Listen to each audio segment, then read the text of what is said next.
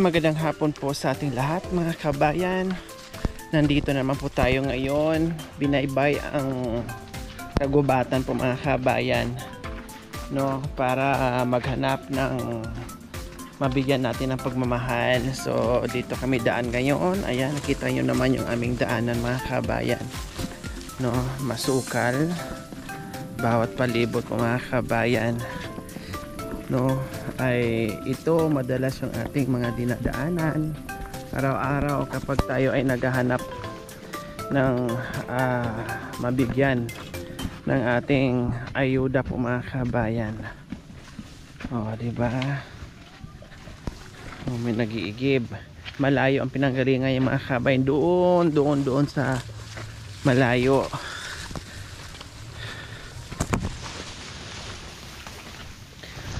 Wala si Jacoy ngayon mga kabayan kasi masama ang pakiramdam dahil sunod-sunod yung ating lakad, puro puyat, kaya medyo masama yung pakiramdam, no.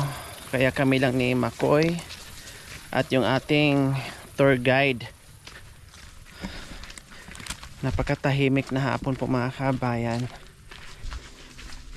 May naglaba doon, may naglaba din dyan sa sapa-sapa lang. Ito oh. Yan. Suot ang suot pag may nakitang bahay, may lumitaw na bubong na kugon mga kabayan, ay pupuntahan natin. May nakadaan, may nadaanan kaming mga kabayan, mga sitaw. Ayan, pag mga ganito mga kabayan, merong yung tao.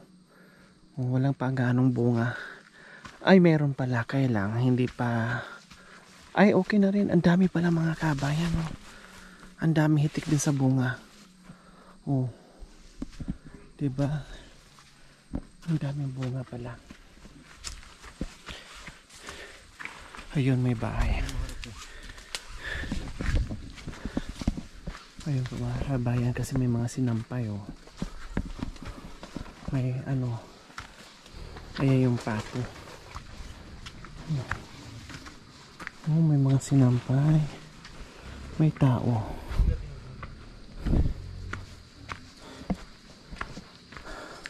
Hello, pwedeng makikiraan? Pwedeng dumaan dyan? Padaan lang ha. Ay, may tao nga dito. Kanino yung mga sitawan dyan, ate? Kanino po yung mga sitawan dyan? Sa tatay ko po. Sa tatay mo. Bakit saan ang bahay ng tatay nyo? Nasa bahay? Sa baryo. Nasa baryo, nandoon sa itaas. Sa inyo tong mga pato. Ha? Kanino tong mga pato Ayan. Kami. Sa inyo yan? Alaga nyo? Wow, kahit pa paano. Ay, nakapag-alaga pa kayo dito sa kabundukan. Pwedeng humingi ng isa? Ha? Pwede po. Pwede? Ano yan? Babae, lalaki? Lalaki po. Ay, tamang-tama. Lalaki din ang gusto kong pato. Lalaki po ito. Lalaki, ilang piraso yan? Isa po. Ay, paano siya dadami? Dalawa po. Ayun yung asawa niya. Saan asawa niya?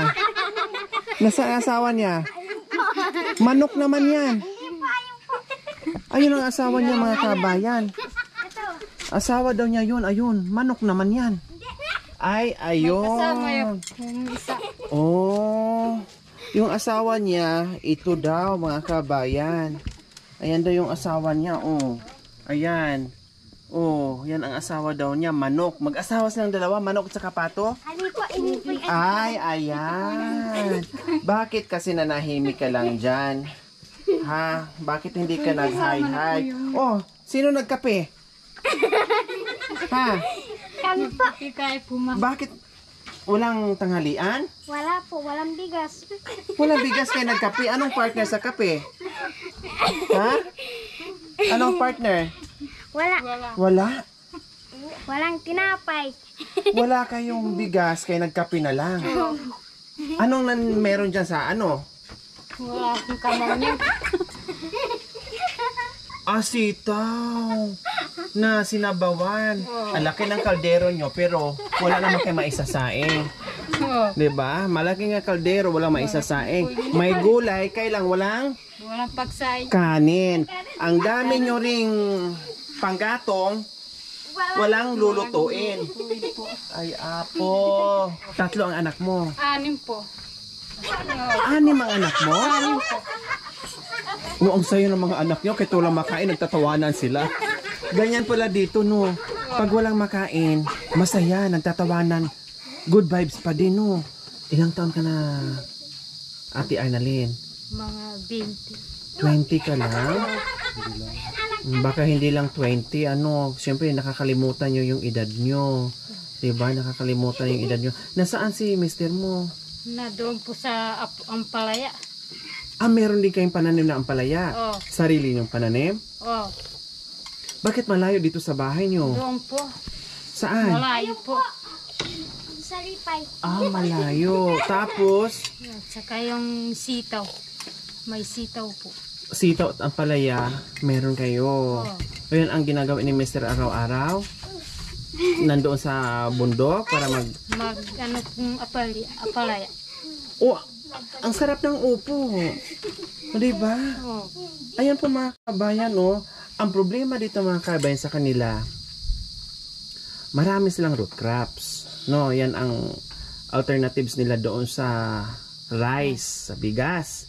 Ang dami nila ng mga iba't ibang klaseng vegetables po mga kabayan.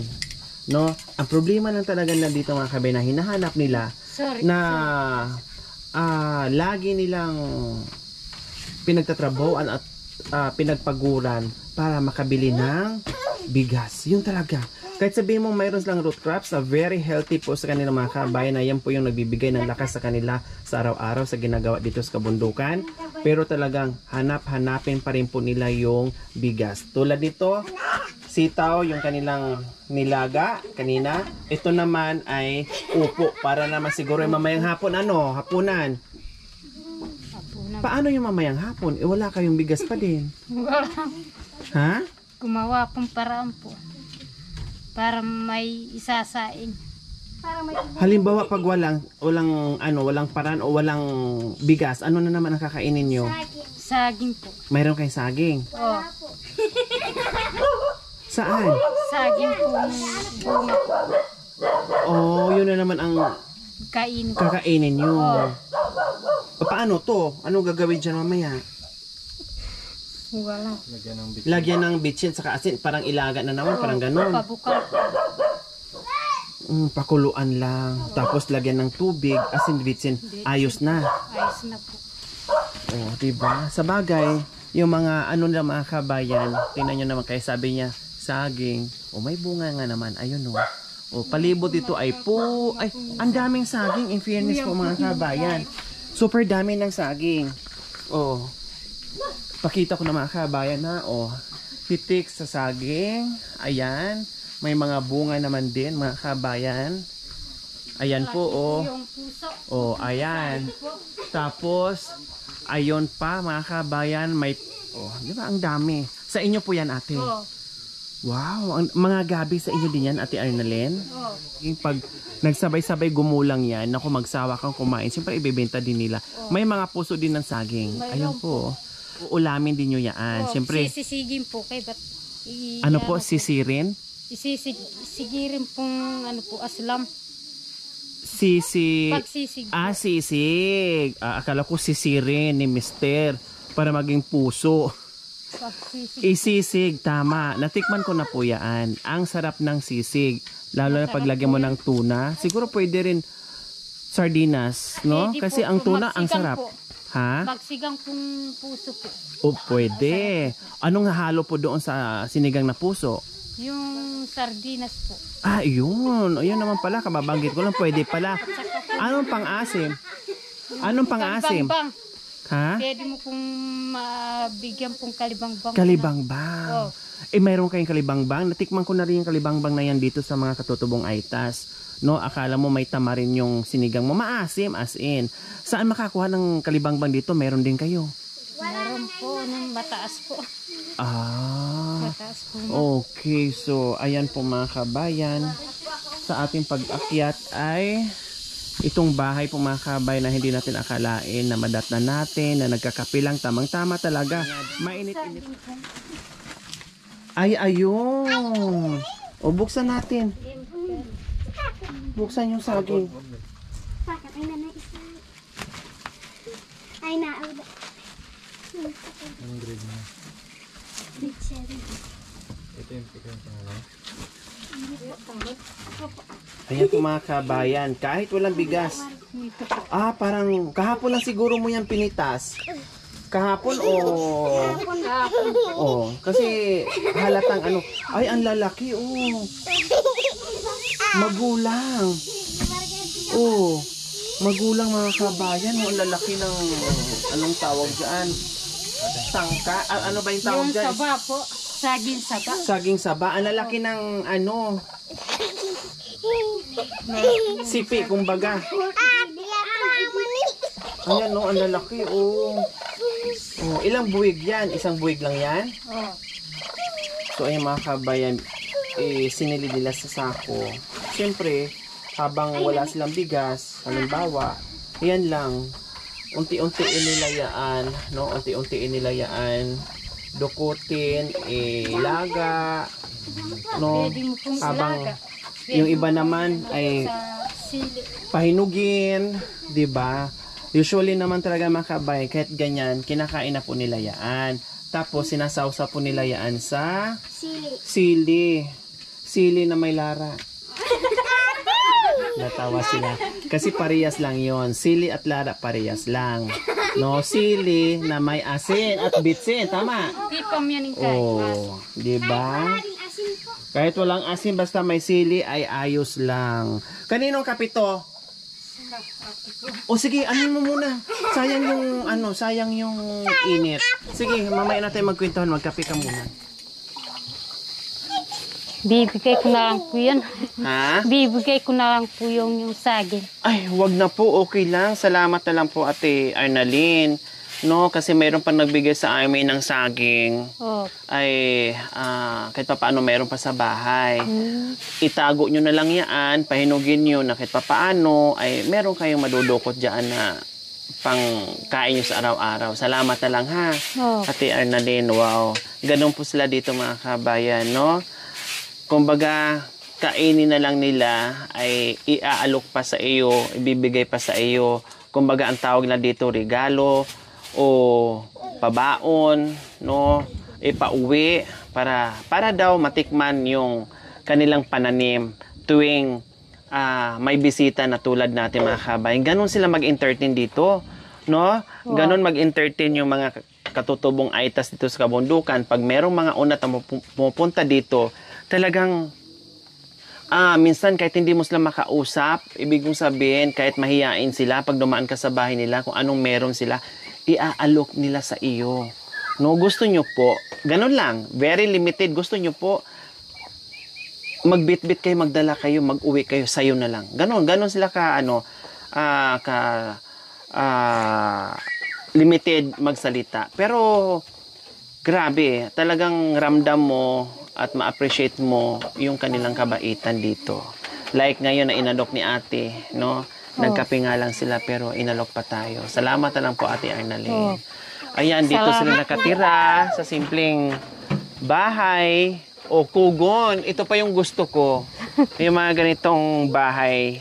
'Di ba? Napakalinis din mga kabayan. Kahit ganito lang po mga kabayan yung bahay mo. O ang doge, ang ano niya, ang ganda ng ano niya. Ang ganda ng upo-upo niya. Ay, higa-higa niya dyan. Kahit ganyan lang yung bahay mo, ay maayos na, 'di ba? Ang daming kaldero pero walang pagkain. Malinis yung bahay. Wow, may kugon tapos bakit mayroon pang dahon ng ano diyan, niyog? Bakit? Ha? May tulo na ba? Yan po yung bahay ng mga kabayan. Simple na masaya. Magtakas na mga kabayan, no? Kararating lang natin. No, ngayon lang natin nakilala. Tapos, ito na kaagad yung ating bungads kanila. Akala mo ay matagal na natin silang nakilala mga kabayan. Kiri na. Anong grade mo na, be? 7. Wow, grade 7 ka na. Anong pangalan? Arlene po. Arlene. Si mama mo si Arnalyn. Ikaw si Arlene. Grade 7, panganay ka? Pangalawa. Nasaan yung panganay? Nasa din sa sitaw niya po. Kasama ni... Iba din May ito. sitaw din siya. Yung kapatid mo na panganay mong kapatid, meron na siyang sitawan? Ilang taon na yun? Ano po, 17 po. Babae, lalaki? Lalaki po. Wow! May asawa na. May asawa na? Wow, ang galing ha!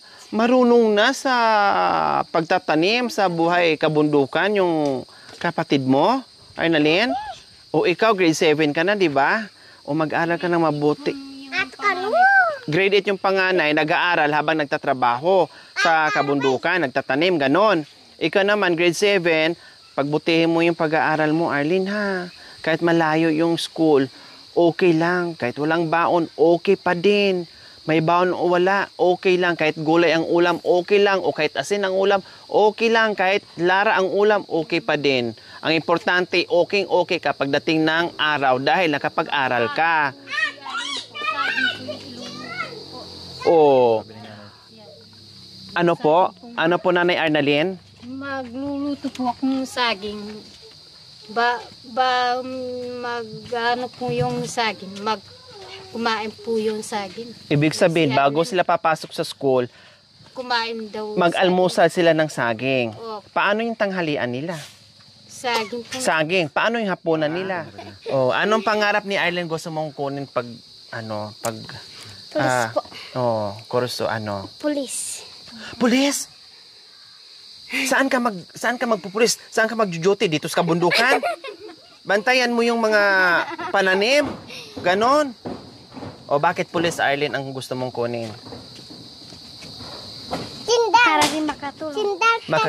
Minsan daw, sabi ni mama mo, bago kayo papasok, saging ang sinasaing ni mama. Tapos, minsan kape pa. Paano mo na kakayanan, Arlene, na papasok ka sa school na ang laman ng tiyan mo ay ang laman ng tiyan nyo ay kape lang at saging. Paano nakakayanan, Arlene? Minsan po kumakain ako sa lola ko po. Nakikikain na lang. Ginagawa mo yan para makapag-aral ka. Yun talagang pangarap mo na mag-aral. Kaya tinitiis mo kahit nagugutom ka na sa school at malayo pumapasok ka.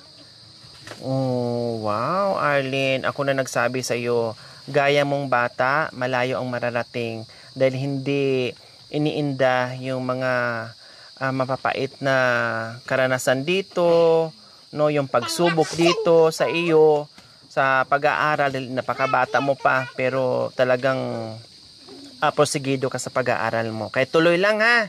O enjoy lang. Katulad kanina na abutan ko. Akala nyo parang ang tagal na natin nagkikita o nagkakilala. Nadatan ko kahit kapi lang pero nandoon pa rin yung mga ngiti ng mga kapatid at nanay. Yun ang mahalaga doon, Arlene, no? Okay, sige. Yung tubig nyo dito, saan kayo nag-iigib, Arlene? Malayo yun. Sino nag-iigib? Kami po. Kayo lang? Pero may mga tubig kayo, oo. Diba? Yung iba malapit sa igiban pero lang tubig. Kayo malayo sa igiban, may tubig. Kaninong kape yan dito? Ha? Ayan pa mga kabayan, oh. May sobra pang kape mga kabayan. Oh. Talagang ganyan. Hindi po na po poster. Poster making? Opo. Oh, magaling tong bata mo, ah. Magaling po mag-drawing po.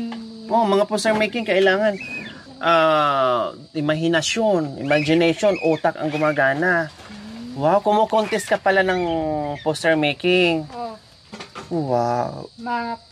taas po yun, sambalis po yun. Pupunta siya doon Jollibee po. para makipaglaban. Wow. Ano yung mga dinodrawing mo, Lynn, madalas na yung ising-easy lang sa'yo, yung madali sa'yo? Tulad ng? Bundok at saka ano, tao. Mga pulis.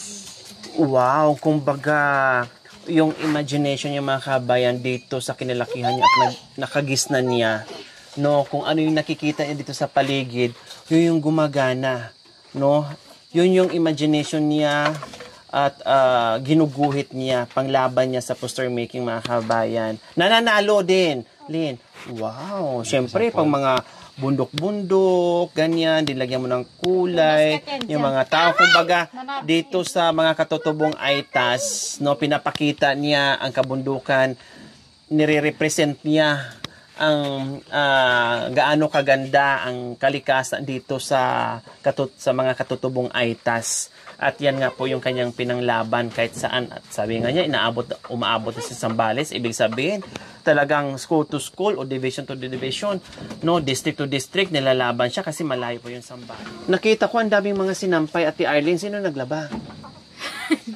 Ha? Si Arlene po. O talagang ano, no, masipag si Arlene, no. Talagang maasahan mo. Swerte mo, ang bait ni Arlene na anak siya naglalaba. Saka yung si Justin ko, biyasa po ano po. Yung lalaki, Oh, maglaba. pareho sila akong maglaba po. Pero yung nakita ko kanina yung mga mga damit, si Arlene naglaba. Si Arlene po. Wow, ang Saka sipag si ni Justin. Dalawa sila. Dalawa sila Nagtutulungan. Tapos ngayon, after na maglaba ni Justin, nasa sitawan niya. Oh. Kailang malayo yung sitawan niya. Malayo po. Nandun pa sa malayo. Diyan abot tani na. So, ayan po mga Diyan, abot na. kabayan. Mag-drawing si... Balay Pakitaan na- tayo ng simpleng drawing ni Arlene. Balat.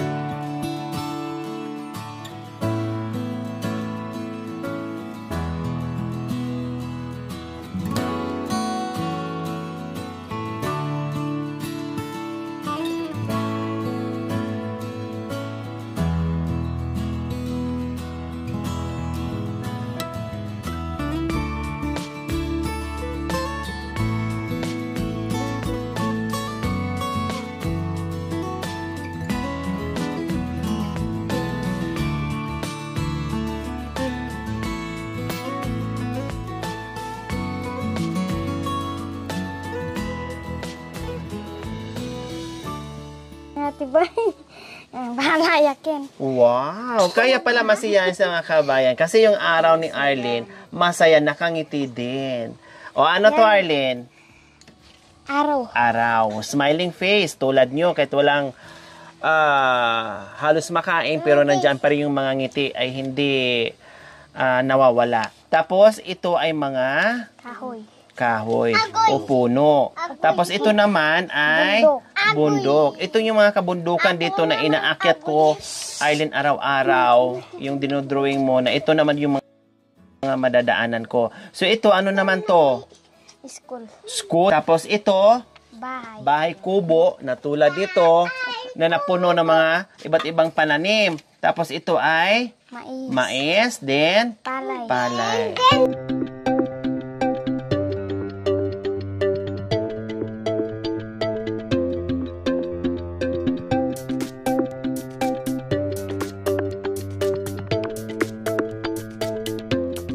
Iin mo siya ng ganyan. Oh, tinapangit, diba? Ganyan. Pero pag iganon mo lang, tingnan mo, oh, malinaw. Oh, ganyan lang, ha? Yan. Para lalo lang.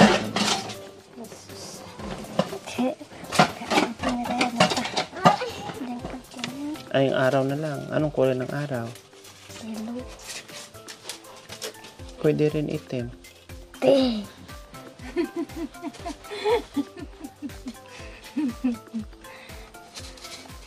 O, tinan mo, oh, malinis tong ginawa mo. Kasi dyan. Para makikita pa rin yung pencil niya, ha? Ganun ang gagawin mo. Makikita pa rin yung itong guhit-guhit mo. Kasi pag ito ganito, matatakpan. Yan. Tsaka, yung pag-stroke mo, dandahan lang. Huwag yung padiin, katulad yan, ha? Oh. Okay. Ito pa pala, tabingi dito.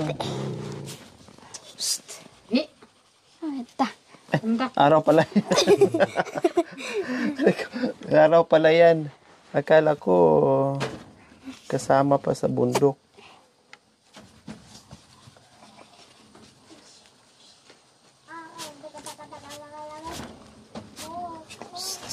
Okay na.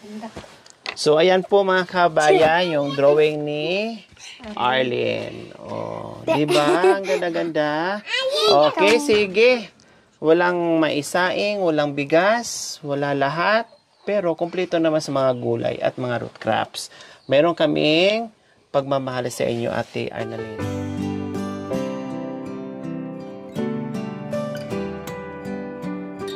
Yes. Sa ano kasi baga sa Ilocano. Sa Aita, Abyas. ha? Abias. Ayan, may bigas na kayo.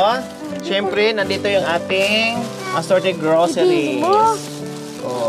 Di ba? Sige. Kasi mga gutom normal lang yan.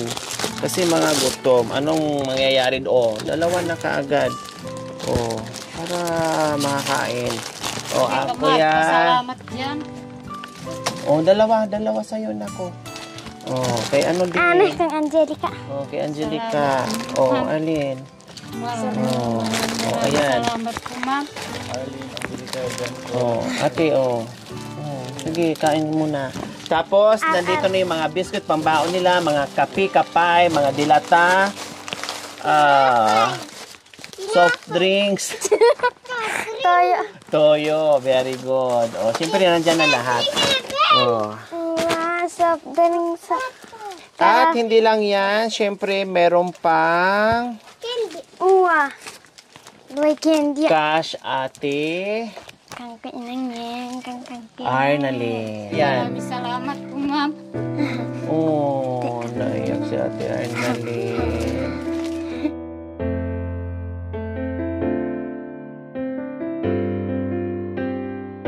Akalain. Iiyak talaga dahil ang bata, tinan mo, binigyan pa ko. Sige, okay lang, anak ko. Ikaw lang kumain dyan, anak ko. Salamat. Diba? Hindi akalain ni Ate Arnalyn na pupunta tayo dito. Yung saya-saya nila dito na kape ang kinakain. Pero dumating tayo, hindi lang bigas ang binigay natin, kundi nabigyan pat natin ng cash na pambili-bili nila ng ulam. Yun yung kapalit, no, mga kabayan, na minsan akala mo sa mga to wala silang problema dahil hindi nila iniinda, pero Diyos ko, tago sa puso ko, mga kabayan, yung mga biyaya na pinagkaloob natin sa kanila. Napaluwas. Masaya si Ate Arnalyn sa biyaya? Masaya po. Bakit masaya Masaya po po, kayo? ma'am. Bakit masaya po Maraming salamat po, ma'am. Okay, ayan, syempre, magpapasalamat po tayo sa walang sawang pagmamahal. Ate Josephine Sampilo and Kuya Cesar Sampilo from Alberta, Canada. Maraming salamat po sa inyong walang sawang pagmamahal, sa inyong ginitoang puso. Nawa ipagpalain po tayo ng Panginoong Diyos araw-araw. Nawa ibigyan po tayo ng kalakasan ng katawan sa araw-araw. Nawa ibigyan pa po tayo ng mahabang buhay. Upang sa ganoon, marami pa tayong matulungan na gaya nila. So mga kabayan, huwag niyo pong kalimutan, pakishare, subscribe sa aking YouTube channel, Lori Aquino Talita. Maraming salamat po. God bless us all. Bye, Ate Arnalyn. Salamat po at Josephine. Cesar. Maraming salamat po, ma'am. Josephine, Cesar. Malaki pong pagtulungan nyo sa mahirap.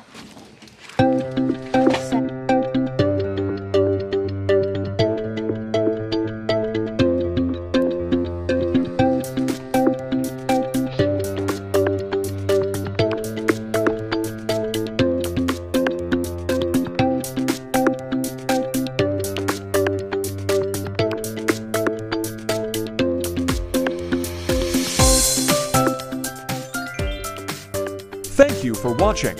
Don't forget to like, share, and subscribe.